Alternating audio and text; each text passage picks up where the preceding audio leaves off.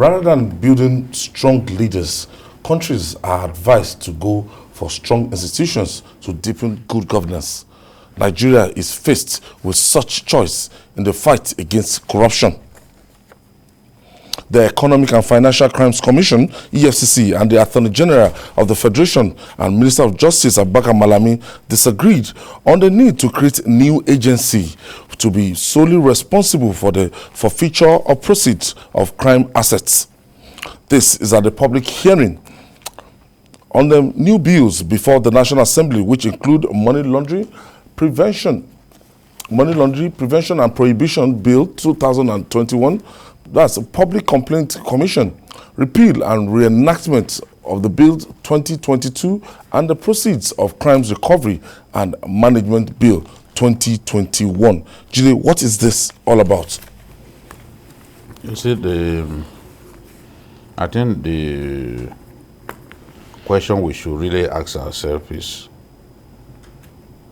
do we really need to set up a separate agency to handle management of proceeds of crime? Yes. Assets seized from people who cannot defend how they got. How they amass their properties. Do we really need a fresh agency? That is the issue that needs to be addressed.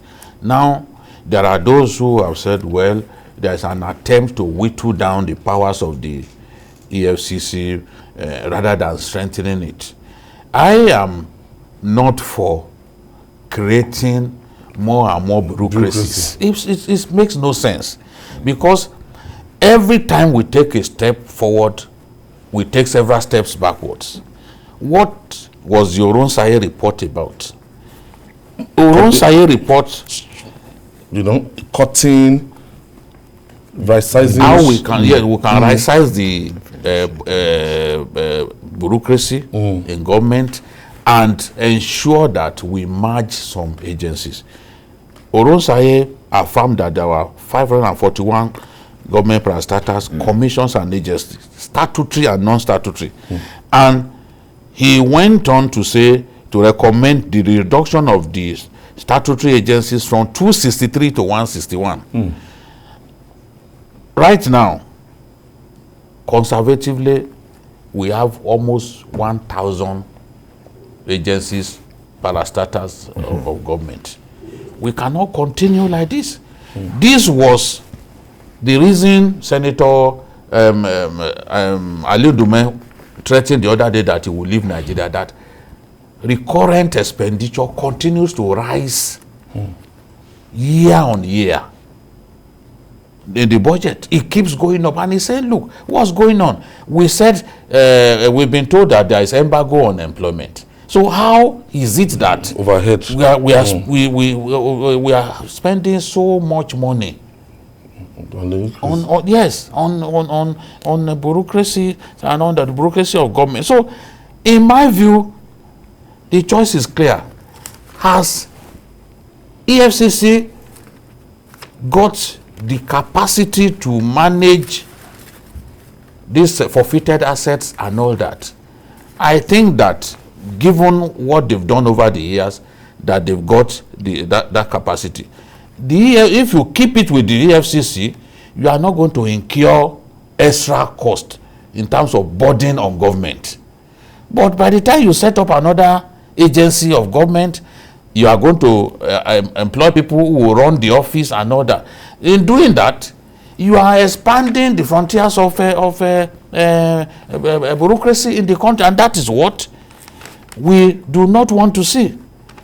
The chairman of EFCC was even referring to the Presidential Committee on Recovery of Assets and all that, and said the whole world can recall what happened with the Presidential Panel and investigation of recovery of public assets. Remember the scandal?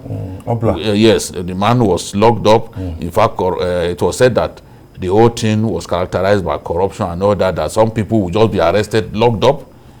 They were now seeing themselves more or less like a police or a law enforcement agency that can arrest people without a court order and then just lock them up.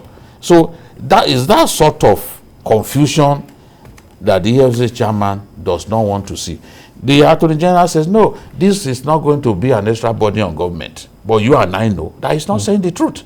Because how do you set up a new office added to what's without you have their staff, people must man them. You have their structure. No matter how small, people must man them. I want to do. Wale, now when you are looking at this now, over time, a lot of people have been saying that EFCC have not managed or been accountable for those assets that they've seized so far, even from the days of Nuri Ribadu till now, that they've not done a good job from that. So some people are saying that, look, let's create another bureaucracy that they will be in charge of this. Well, to say that they have not done a perfect job does not mean they have not done any job at all. We may say that they have not done enough.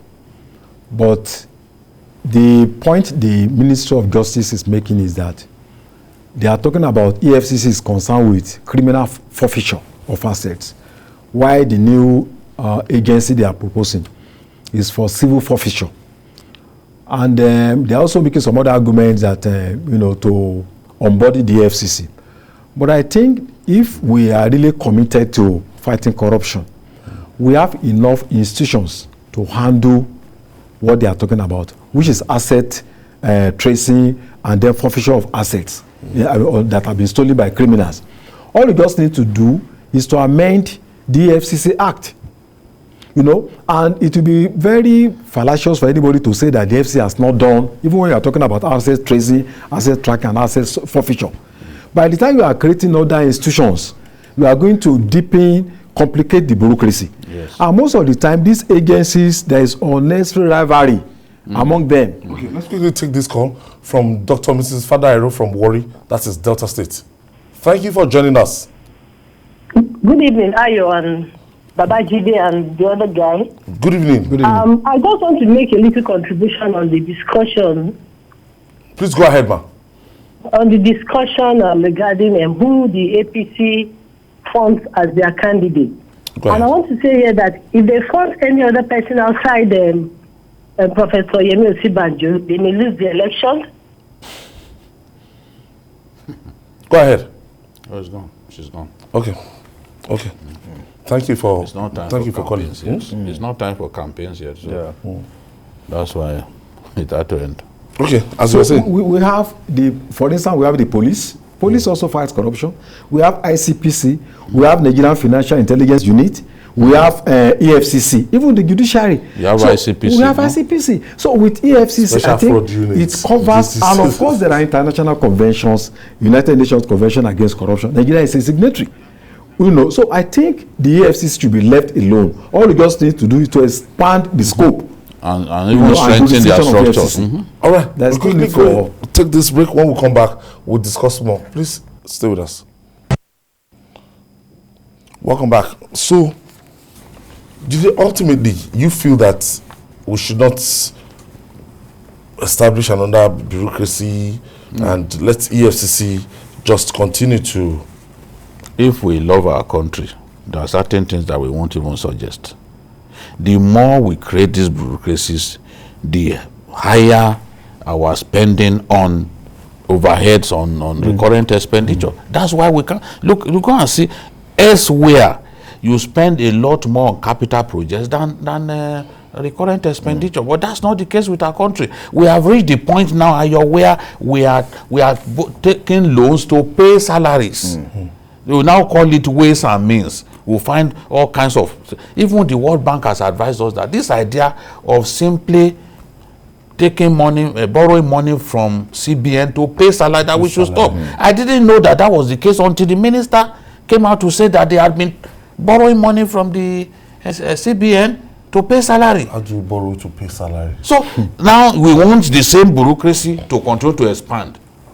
If we love our country, some of these things we won't be doing them.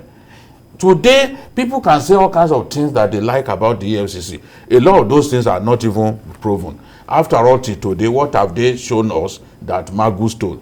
They can't show us that Magu stole anything. We just wanted to get him out of the way, and they succeeded. So now, since the this man that robbed the Brazilian bank, Onwude. Since the Onwude era, yes. EFCC has been recovering property and selling same. You remember even the case of the former IG, Tafa Balogun. They recovered this property. Some other people now, they are using his property. I know somebody who is even using one of his houses around here as an office. So what are we talking about? It is not as if when EFCC recovers this that they will take the money. No, the whatever assets that they recover, EFCC is not the custodian of the money. The money goes into the TSA account, and the TSA account is domiciled with the central bank. So I really do. If it's simply we have ICPC, you have other agents. Let me tell you, even before now, the police was doing all of this work that the EFCC is doing. We are just wasteful as a country. Special fraud units. Yes. SFU. We had yes. Within the police, they were doing some of these things. Criminal people who are corrupt were being arrested right from the 80s. You know. So what is the need to set up a new agency where you will now be spending so much money on them and all that? Ahmed is calling us from Nasarawa State. Thank you for staying with us. Oh, thank you so much. Yeah, go ahead, please. I'm really excited to have reached you today. It's really difficult to get you. Well the first time. Babajide and the other members of the team. Thank you, my as I said, I'm really excited. I want to comment on the issue of the zoning of the presidency to the south. Yes. I heard a lady called. I think she said she's calling from Delta also, supporting a certain candidate. I want to point out very clear. If the ruling party does not put Jagaban Tinubu as their candidate, I must say they are going to lose. You said it earlier. We are not campaigning. It's not time for campaigns here. I think that time will come. You will have very soon. After the president signed the Electoral Act, INEC will reel out their timetable. Yes. And you can have your day. Let's not begin the campaigns before the time, because even as a TV station, we are under authority and we could face sanctions from the NBC if we allow our platform to be used to campaign. So, thanks. I thought you want to contribute to the subject matter. I thought you wanted to talk about EFCC. Yes. Creating another bureaucracy for asset recovery and management. So, the bill, what do you want the National Assembly, what can be done now? The National Assembly, in the interest of the country, in the interest of, justice and fair play, in the interest of democracy and to save the country from unnecessary bureaucracy, they should just drop the bill. It's as simple as that. They should drop the bill. The EFCC should be allowed to do its job. The EFCC is capable to deal with asset recovery, asset tracing, and asset forfeiture. So we don't need, in fact, it's giving us the suspicion that some people are just after EFCC. They want to clip the wings of EFCC. Totally. To create another institution that some interest can control. And we don't need that. If there are areas where EFCC they need to be strengthened, then you go ahead and strengthen EFCC instead of creating another bureaucracy. It's governments come and This go. is still what we're discussing. Governments come and go. People's interest should not be put. Yes, in lawmaking and yes, you see, you don't put personal interest above everything. We are saying that we have too many, that we have bureaucracy that we can hardly manage now, and we are trying to expand it further. So it makes no sense. Where you need to strengthen the EFCC structurally, go ahead, strengthen. I think also that the special control unit against money laundering under the EFCC should be strengthened. There's a lot of work that they can still do. So I'm for making the EFCC stronger rather than balkanize it and creating another agency that will where you now have overlapping functions and all that. That's not what I want to see. Even before the advent of EFCC and ICPC, the Nigerian Police Force, all the departments they have department that they can take care of this responsibility. It's still duplication of, of what we have now. And I think the international community will not take us serious. You know, if you know what is happening in the circle of, United Nations Convention on Anti-Corruption and all that. Because all these things give very wrong signals, Because you have an organization that is already dealing with a particular problem, and then you want to create. That was how they remove NFIU from the EFCC. Today, you hardly hear about NFIU. Nothing is happening. You hardly hear about NFIU. Julie, why is it difficult to implement that Orosori report? It's also a lack of political will. Since this president brought it back. It's just like the Ways report that time on electoral reform. Yes. This Orosori report is so... It's an excellent work that old man has done. We have not rewarded him in any way by letting it gather dust somewhere. He's done a fantastic job. We need to merge a lot of these agencies. We need to cut costs. There's a lot of dead wood in the system that need to go. Duplication. Need to go. There's a lot of where you have up to 7, 8 drivers, and the vehicles are not more than 2. What sort of nonsense is that?